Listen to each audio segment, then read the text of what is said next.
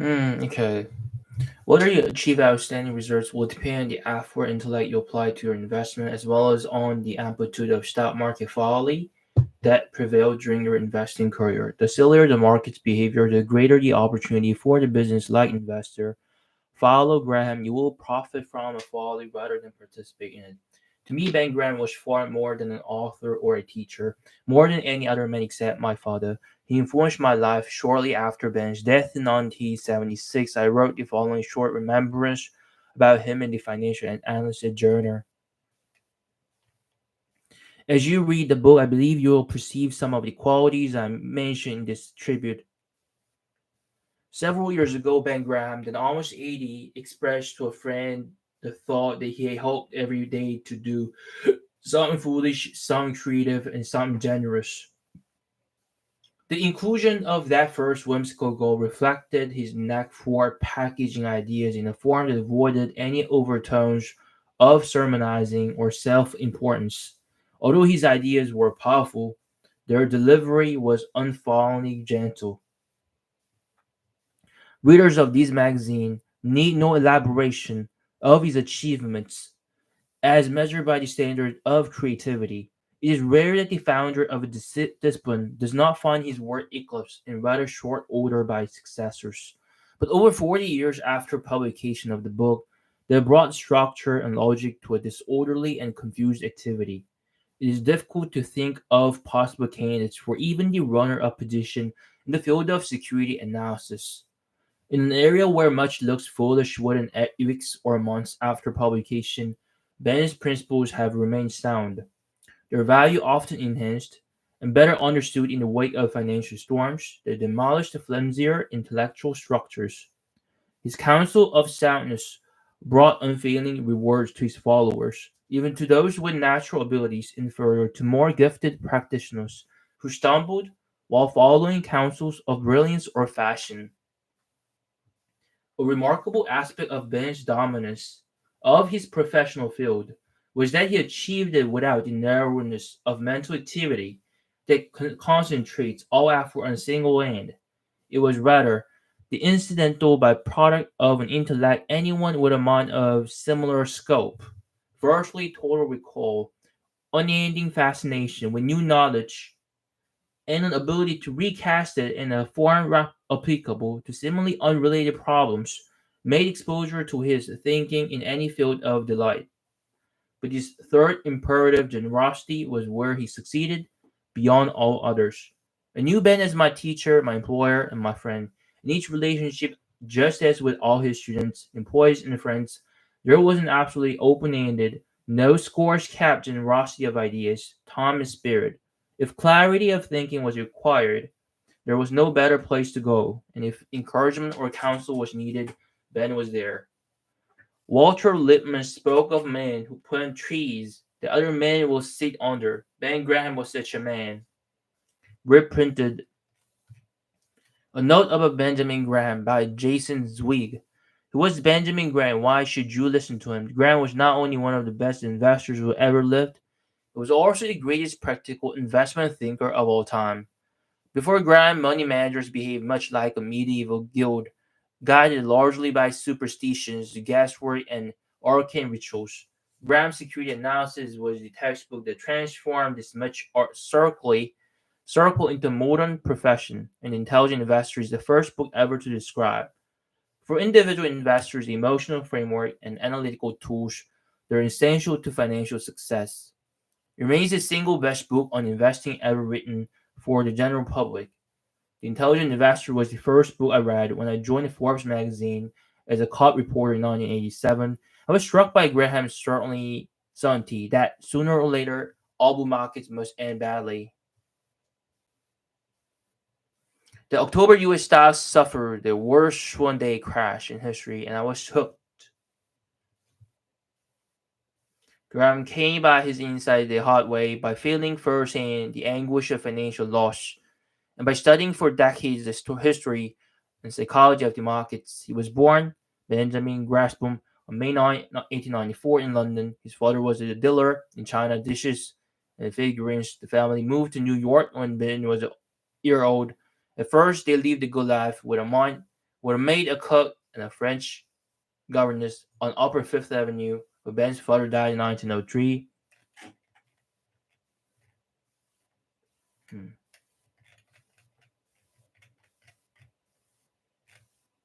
What this book expects to accomplish. The purpose of this book is to supply, in a form suitable for laymen, guidance in the adoption and execution of an investment policy. Comparatively little will be said here about the technique of analyzing securities. Attention will be paid chiefly to investment principles, investors' attitudes. We shall, however, provide a number of condensed comparisons of specific securities, chiefly in pairs, appearing side by side in the New York Stock Exchange list, in order to bring home in concrete fashion the important elements involved in specific choices of common stocks. Much of our space will be devoted to the historical patterns of financial markets, in some cases running back over many decades. To invest intelligently in securities, one should be forearmed with an adequate knowledge of how one should be forearmed with an adequate knowledge of how the various types of bonds and stocks have actually behaved under varying conditions, some of which at least one is likely to meet again in one's own experience. No statement is more true and better applicable to Wall Street than the famous warning of Santana. Those who do not remember the past are condemned to repeat it. Our text is directed to investors as distinguished from speculators, and our first task will be to clarify and emphasize this now all but forgotten distinction. May say it at the outset that this is not a how to make a million book. There are no sure and easy path to riches on Wall Street or anywhere else. It may be well to point up what we have just said by beat of financial history, especially since there is a more than one moral to be drawn from it. In the climatic year 1929, John J. Raskoff, a most important figure nationally as well as on Wall Street, extolled the blessings of capitalism in an article in the latest home journal entitled Everybody Ought to Be Rich. His thesis was that savings of only $15 per month invested in good common stocks with dividends reinvested would produce an asset of $80,000 in 20 years against total contributions of only $3,600. If the General Motors tycoon was right, this was indeed a simple road to riches. How nearly right was he? A rough calculation based on assumed investment in the 30 stocks making up the Dow Jones Industrial Average indicates that if Reshkoff's prescription had been followed during 1929 to 1948, the investors' holdings at the beginning of 1949 would have been worth about $8,500. This is a far cry from the great man's promise of $80,000. It shows how little reliance can be placed on such optimistic forecasts and assurances. But as an aside, we should remark that the return actually realized by the 20-year operation would have been better than 8% compounded annually. And this despite the fact that the investor would have begun his purchases with the Dow Jones at 300 and ended with a valuation based on the 1948 closing level of 177. This record may be regarded as a persuasive argument for the principle of regular monthly purchases of strong common stocks through thick and thin, a program known as a dollar cost averaging. Since our book is not addressed to speculators, it is not meant for those who trade in the market. Most of these people are guided by charts or other largely mechanical means of determining the right moments to buy and sell. The one principle that applies to nearly all these so-called technical approaches is that one should buy because the stock or the market has gone up, and one should sell because it has declined. This is the exact opposite of sound business sense everywhere else, and is almost unlikely that it can lead to lasting success on Wall Street. In our own stock market experience and observation extending over 50 years, we've not known a single person who has consistently or lastingly made money by thus following the market. We do not hesitate to declare that this approach is as foolish as it is popular. We shall illustrate what we have just said, though of course it should not be taken as proof. But later brief discussion of the famous Doe theory for trading the stock market. Since its first publication in 1949, revisions of the Intelligent Investor have appeared in intervals of approximately 5 years. In updating the current version, we shall have to deal with quite a number of new developments since the 1965 edition was written. These include an unprecedented advance in the interest rate on high-grade bonds, a fall of about 35% in the price level of leading common stocks ending in May 1970. This was the highest percentage decline in some 30 years. Countless issues of lower quality had a much larger shrinkage. A persistent inflation of wholesale and consumers' prices, which gained momentum even in the face of decline of general business in 1970. The rapid development of conglomerate companies, franchise operations, and other related novelties in business and finance. These include a number of tricky devices such as letter stock, the proliferation of stock option warrants, misleading names used of foreign banks, and others. Bankruptcy of our largest railroad, excessive short and long-term debt of many formerly strongly entrenched companies, and even a disturbing problem of solvency among Wall Street houses. The advance of the performance vogue, the management of investment funds, including some bank-operated trust funds with disquieting results. This phenomenon will have our careful consideration, and some will require changes in conclusions and emphasis from our previous edition. The underlying principles of sound investment should not alter from decade to decade, but the application of these principles must be adapted to significant changes in the financial mechanisms and climate. The last statement was put to the test during the writing of the present edition, the first draft of which was finished in January 1971. At the time, the DJA was in a strong recovery from its 1970 low of 632. It was advancing toward the 1971 high of 951, with attendant general optimism. As the last draft was finished in November 1971, the market was the throes of a new decline, carrying it down to 797, with a renewed general uneasiness about its future. We have not allowed these fluctuations to affect our general attitude towards sound investment policy, which remains substantially unchanged since the first edition of this book in 1949. The extent of the market shrinkage in the 1969 to 1970 should have served to dispel an illusion that had been gaining ground during the past 2 decades. This was that leading common stocks could be bought any time at any price, with the assurance not only of ultimate profit, but also that any intervening loss would soon be recouped by a renewed advance of the market to new high levels. That was too good to be true.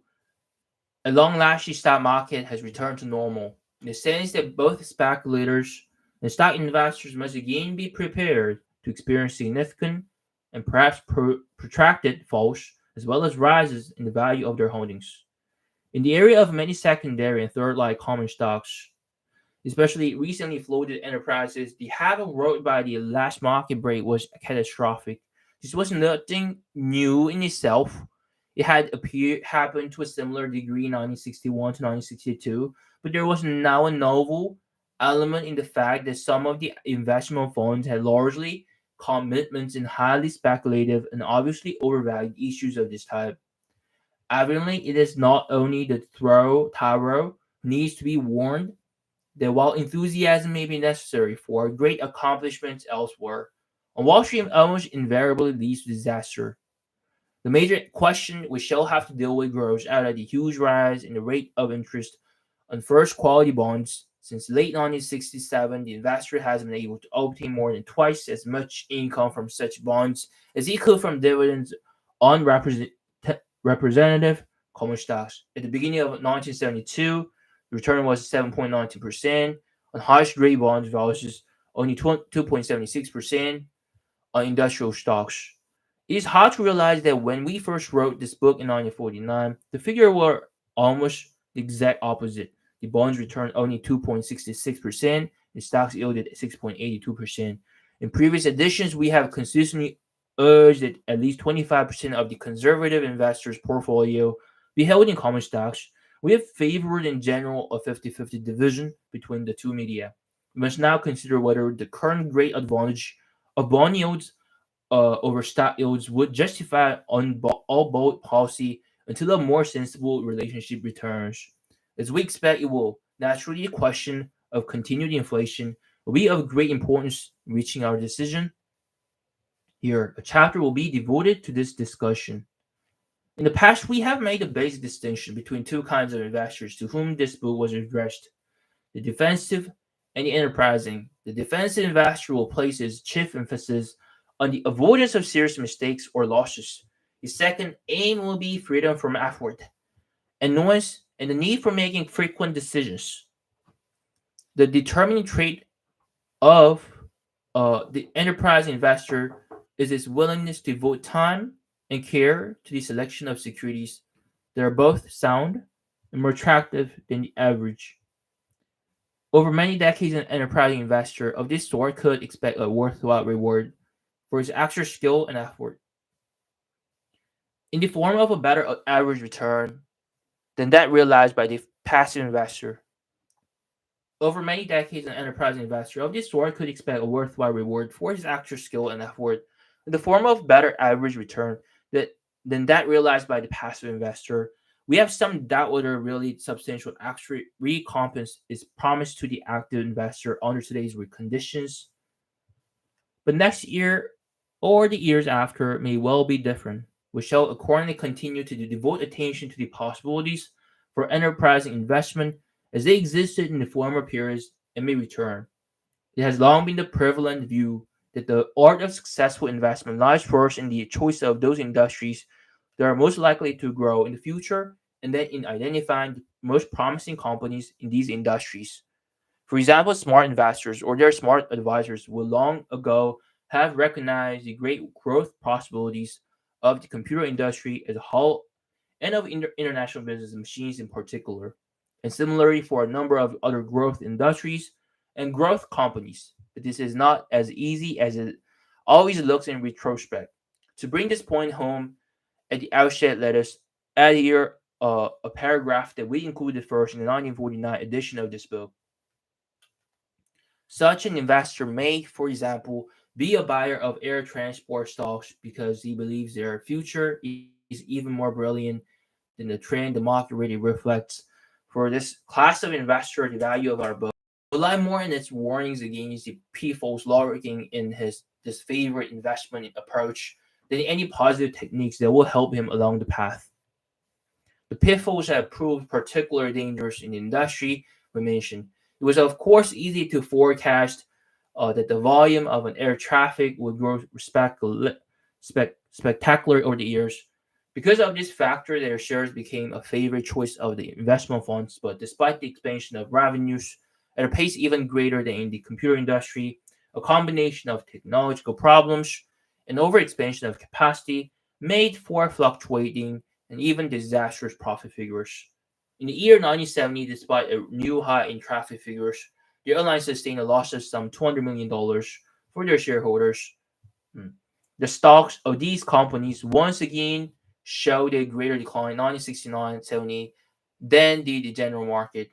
The record shows that even the highly paid full-time experts of the mutual funds were completely wrong about the fairly short-term future of a major and non-storic industry.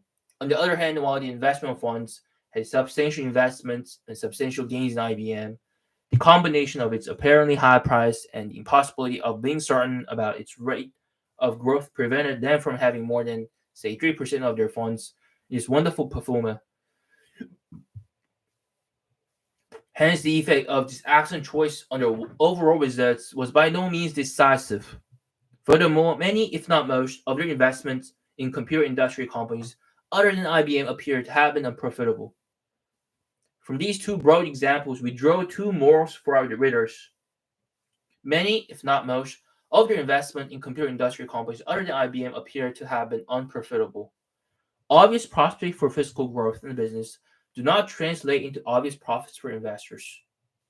Well, the experts do not have dependable ways of selecting and concentrating on the most promising companies in the most promising industries, do not have dependable ways of selecting and concentrating on the most promising companies in the most promising industries. The author did not follow this approach in his financial career as fund manager, and he cannot offer either specific counsel or much encouragement to those who may wish to try it. What then will we aim to accomplish in this book? Our main objective will be to guide the reader against areas of possible substantial error and to develop policies with which he will be comfortable. We shall say quite a bit about the psychology of investors, for indeed the investor's chief problem and even his worst enemy is likely to be himself. This has proved the more true over recent decades as it has become more necessary for conservative investors to acquire common stocks and thus to expose themselves willy-nilly to examine the temptations of the stock market. By arguments, examples, and exhortation, we hope to aid our readers to establish the proper mental, emotional attitudes toward their investment decisions. We've seen much more money made and kept by ordinary people who are temperamentally well suited for the investment process than by those who lack this quality, even though they had extensive knowledge of finance, accounting, and stock market to law. Additionally, we hope to implement in the reader a tendency to measure or quantify. For 99 issues out of 100, we could say that at some price they are cheap enough to buy, at some other price they would be so dear that they should be sold. The habit of relating what is paid to what is being offered is an invaluable trait in investment. In an article in a woman's magazine many years ago, we advised the readers to buy their stocks as they bought their groceries, not as they bought their perfume. The really dreadful losses of the past few years were realized in those common stock issues where the buyer forgot to ask how much. In June 1970, the question how much could be answered by the magic figure 9.40%. The old obtainable and the new offerings of high-grade public utility bonds, this has now dropped to about 7.3%. But even that return tempts us to ask, why give any other answer? But there are other possible answers. Um, and these must be carefully considered. Besides which, we repeat that both we and our readers must be prepared in advance for the possibly quite different conditions of, say, 1973 to 1977.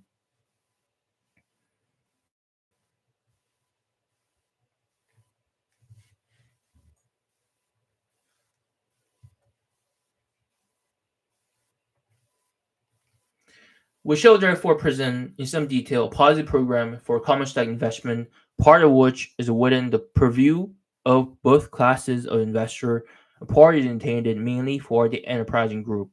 Strangely enough, we shall suggest as one of our chief requirements here that our readers limit themselves to issues selling not far above their tangible asset value. The reason for this seemingly outmoded counsel is both practical and psychological. Experience has taught us that while there are many good growth companies worth several times net assets, the buyer of such shares will be too dependent on the vagaries and fluctuations of the stock market. By contrast, the investor in shares, say, of public utility companies about their net asset value can always consider himself the owner of an interest in sound and expanding businesses acquired at a rational price. Regardless of what the stock market might say to the contrary, the ultimate result of such a conservative policy is likely to work out better than exciting advances into the glamorous and dangerous fields of anticipated growth. The art of investment has one characteristic that is not generally appreciated. A credible, if unspectacular, result can be achieved by the lay investor with a minimum of effort and capability. The art of investment has one characteristic that is not generally appreciated. A creditable result can be achieved by the lay investor with a minimum of effort and capability. But to improve this easily attainable standard requires much application and more than a trace of wisdom. But to improve this easily attainable standard requires much application and more than a trace of wisdom. If you're merely trying to bring just a little extra knowledge and cleverness to bear upon your investment program, instead of realizing a little better than normal results, you may well find that you have done worse. If you're merely trying to bring just a little extra knowledge and cleverness to bear upon your investment program, instead of realizing a little better than normal results, you may well find that you have done worse. Since anyone, by just buying and holding a representative list, can equal the performance of the market averages, it would seem a comparatively simple matter to best the averages, matter to beat the averages. But as a matter of fact, the proportion of smart people who try this and fail is surprisingly large. Even the majority of the investment funds, with all their experienced personnel, have not performed so well. Over the years, as has the general market, allied to the foregoing is the record of the published stock market predictions of the brokerage houses. For there is strong evidence that their calculated forecasts have been somewhat less reliable than the simple tossing of a coin. In writing this book, we have tried to keep this basic pitfall of investment in mind. The virtues of a simple portfolio policy have been emphasized. The purchase of high-grade bonds plus the diversified list of leading common stocks, which any investors can carry out with a little expert assistance. The adventure beyond the safe and sound territory has been presented as fraught with challenging difficulties, especially in the area of temperament. Before attempting such a venture, the investor should feel sure of himself and of his advisors, particular as to whether they have a clear concept of the differences between investment and speculation, and between market price and underlying value.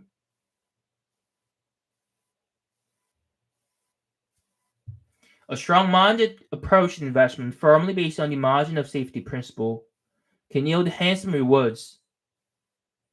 But a decision to try for these emoluments rather than for the assured fruits of defensive investment should not be made without much self-examination.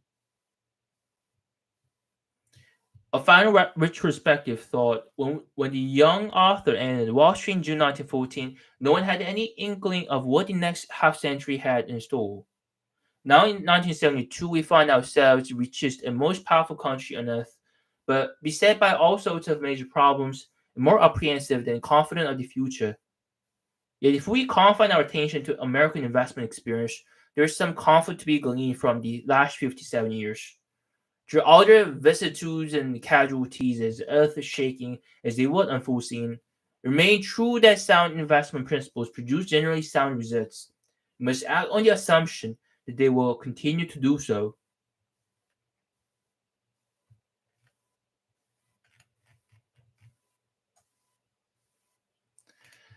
Okay, let's put an end to it tonight. I read it like over and over, without taking any breath, because I had like this urge to read it out loud.